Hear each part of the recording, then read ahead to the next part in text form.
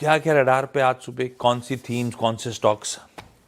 सबसे पहला Nifty IT, इसका एक मंथली चार्ट पर एक सेंस दे रहा है। यहाँ पर रिवर्सल के सेंस हैं ये रिवर्सल के। देखिए पिछली बार 2 बार ये इन लेवल्स पर जब भी आया है निफ्टी आईटी ने मैसिव रैली दी है।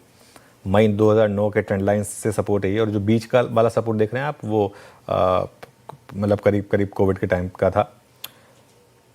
इसमें सबसे स्ट्रांग है इन्फोसिस में 20 डे और 50 डे मूविंग एवरेज से एक सपोर्ट पर एक बाइंग आई।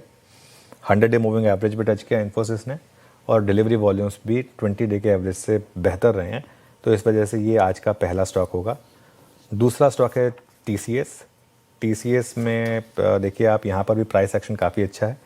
20 डे के ऊपर बंद हुआ और 50 डे मूविंग एवरेज भी छुआ इसने, और अगेन डबल डिलीवरी वॉल्यूम और शॉर्ट कवरिंग। तो 2 तो आईटी स्टॉक्स हो गए।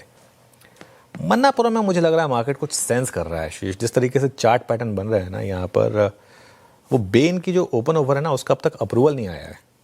क्या मार्केट उसको सेंस कर रहा है या उससे रिलेटेड कुछ सेंस कर रहा है? चार्ट तो ये कह रहा है आपको। डेली चार्ट में एक अच्छा ब्रेकआउट है, आपने 20 day 100 day moving average cross किया।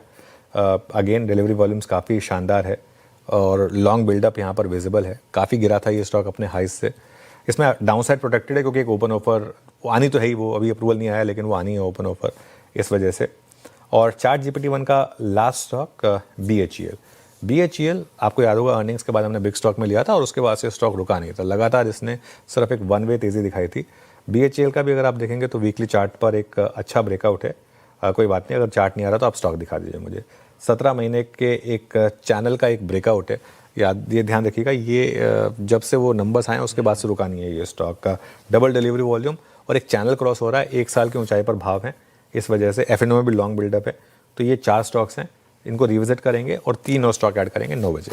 परफेक्ट। इस समय के ये 4 सबसे इंपॉर्टेंट, निफ्टी आईटी जिसमें अब रिवर्सल के संकेत और रेशियो चार्ट के थ्रू ब्यूटीफुली एक्सप्लेन्ड।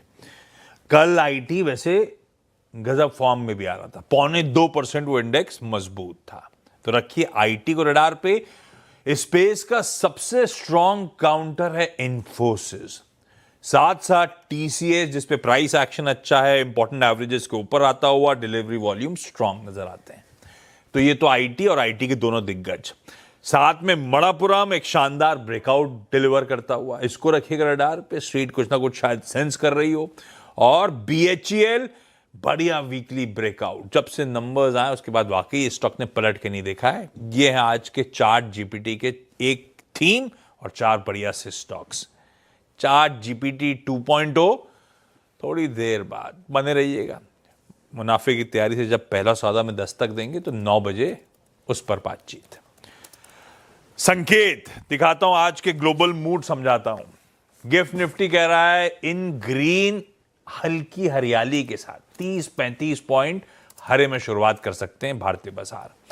हमारे एशियन पीयर, वैसे कल अक्रॉस एशिया बढ़िया मूड था, सिर्फ हम नहीं बेहतर कर रहे थे, हमसे ज्यादा अच्छे तो एशियन पीयर्स कर रहे थे। तो आज थोड़ा सा कल के रिस्कॉन के बाद मामला कूल ऑफ हुआ है, तो एशिया में मिला जुला सा रुझान है। और यूएस का हैंडओवर कोई कंप्लेंट नहीं, पर क्या है कि उस हैंडओवर का बड़ा तबका तो हमने कल ऑलरेडी डाइजेस्ट कर रखा था, क्योंकि कल सुबह अपडेट आए थे यूएस शटडाउन, इतिहास का सबसे बड़ा शटडाउन खत्म होने की कगार पे, दोनों पॉलिटिकल पार्टी रिपब्लिकन और डेमोक्रेट्स के बीच में शायद सहमति बन सकती है ना। और उस समय फ्यूचर्स, कल हम जब क्लोज हो रहे थे यूएस के फ्यूचर्स आधे से 1.5% मजबूत थे, पर एक्चुअल सेशन में उससे ज्यादा अच्छी तेजी, 3/4 से 2.25% का जंप था। और आज सुबह के फ्यूचर्स भी इस समय भी अगर स्क्रीन पे दिखाएंगे प्रोड्यूसर साहब, तो इन ग्रीन ही ट्रेड कर रहे हैं, फ्लैट से इन ग्रीन। तो हैंडओवर तो बढ़िया है यूएस का। क्या हुआ भाई, पहले तो यूएस शटडाउन खत्म होने की कगार पे उसका जोश था।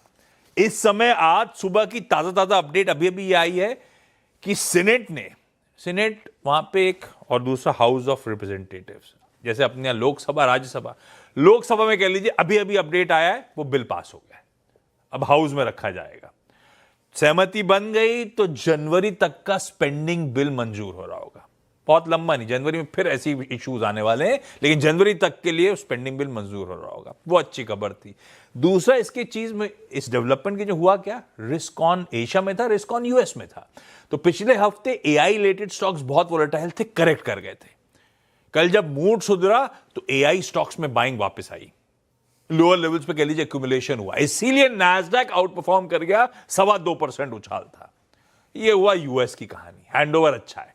हमारे लिए दूसरी इंपॉर्टेंट चीज जिसका जिक्र अभी थोड़ी देर पहले किया, अभी अप फ्रंट क्या था वो, कल इंडिया के जो एम्बेसडर अपॉइंट हुए हैं यूएस के, गौर साहब, सर्गियो गौर, उनकी शपथ ग्रहण, उनकी स्वेरिंग इन सेरेमनी थी। तो बट ऑब्वियसली इंडिया रिलेटेड सवाल पूछे गए उनसे ओवल ऑफिस में। पूछा गया कि ये ट्रेड डील इंडिया से साथ जो होनी है उसके हम कितने करीब हैं, और क्या आप करंट टैरिफ रेट रिड्यूस करने पे विचार कर रहे हो या नहीं। तो ट्रम्प साहब बोले कि टैरिफ इस समय इंडिया पे बहुत हाई है, क्योंकि रशियन ऑयल परचेज करते थे वो लोग। इंडिया ने सब्सटैंशियली रिड्यूस कर दिया रशियन ऑयल की परचेज, या we are going to be bringing down the tariffs, at some point we will bring them down. कोई क्लैरिटी नहीं, लेकिन इस तरह का स्टेटमेंट आया। दूसरी चीज, एक और वही fantastic relationship with PM Modi, और इंडिया को टर्म करा one of America's most important international relationship. Mood मॉल थोड़ा सुधारने वाला है, लेकिन कुछ कॉन्क्रीट निकला नहीं है। ये बात सही है, अगर आपको कन्विक्शन था रशियन ऑयल रिड्यूस कर लिया है हमने, तो आप वो 25% कम से कम हटाते और 25% नेगोशिएट करते। अभी ऐसा हुआ नहीं है, लेकिन स्टेटमेंट इंकरेजिंग है, इसीलिए इंपॉर्टेंट। तो यूएस का हैंडओवर अच्छा है, शटडाउन खत्म होने के लिए अभी ताजा इस डेवलपमेंट भी रिएक्ट करना है। सेनेट से बिल पास हो गया है। और दूसरा, एआई रिलेटेड स्टोरी अच्छा कर रही थी। तीसरा, ट्रम्प साहब के बयान हमारे लिए अच्छे आए। ये है ग्लोब का हैंडओवर अच्छा है। अब आइए अपने ट्रेड सेटअप पे। आज एक्सपायरी से पहले वाला पेनल्टीमेट सेशन हुआ, क्या मामला, कैसा है सेटअप? देखिए, सेटअप थोड़ा सा नेगेटिव ही है, क्योंकि बड़ी सेलिंग है एफआईएस की 4100 करोड़ की, और डीआईएस ने ऑब्वियसली कॉम्पनसेट किया। डीआईएस के वॉल्यूम्स अब एफआई के मुकाबले 50% ज़्यादा है। ग्रॉस वॉल्यूम 22,000 करोड़ 31,000 करोड़, इतना फ़र्क है। एफआई की ग्रॉस बाइंग काफ़ी कम हो गई है, मतलब बिल्कुल ऐसा लग रहा है वो माइनर, मतलब मार्केट से चले गए हैं, हमारी मार्केट छोड़कर, जो भी है। लेकिन डीआई के ग्रीन बार हैं काफ़ी बड़े बड़े, कोई टेंशन नहीं है। इंडेक्स फ्यूचर्स पोजीशनिंग पर आते हैं। अब यहाँ पर देखिए, शॉर्ट वाली पोजीशंस फिर बढ़ रही हैं, और अगर आप चेंजेस देखेंगे तो प्रॉप डेस्क ने थोड़ी सी बाइंग की है, लेकिन उसके मुकाबले एफआईएस की वापस सेलिंग है। 4,800 शॉर्ट ऐड हुए हैं यहाँ पर, 900 करोड़ की सेलिंग है इंडेक्स फ्यूचर में, और थोड़ी सी स्टॉक फ्यूचर में बाइंग है करीब करीब 200 करोड़ की। 10 दिन हो गए हैं अब, 10 दिन से सेलिंग हो रही है। आई थिंक 10 ही दिन हुए हैं इस ट्रेडिंग सीरीज़ में, इस सीरीज़ में 10 या थोड़े 8-9 दिन हुए होंगे, लेकिन 10 दिनों से इंडेक्स फ्यूचर्स में सेलिंग है। और निफ्टी फ्यूचर में 500 करोड़ और बैंक निफ्टी में भी 500 करोड़, दोनों में इक्वल बेचा है उन्होंने। वो टेबल आएगी आपकी स्क्रीन पर। सिर्फ एक दिन हल्की सी बैंक निफ्टी में बाइंग हुई थी, अदरवाइज उनकी तरफ से तो लगातार सेलिंग हो रही है। और कल भी 257 लॉन्ग ऐड हुए, लेकिन 4,800 शॉर्ट ऐड हुए। स्टॉक फ्यूचर्स में कुछ बहुत ज़्यादा डिस्कस करने को नहीं है, लॉन्ग और शॉर्ट दोनों कम हुए हैं। लेकिन लॉन्ग शॉर्ट का जो ग्राफ है वो लगातार कम हो रहा है। अब 13.02 पर आ गए हैं हम। वो टेबल आएगी आपकी स्क्रीन पर। कहाँ हम 24-25% पर पहुंच गए थे, अब हम वापस 13% पर, और 1,56,000 शॉर्ट।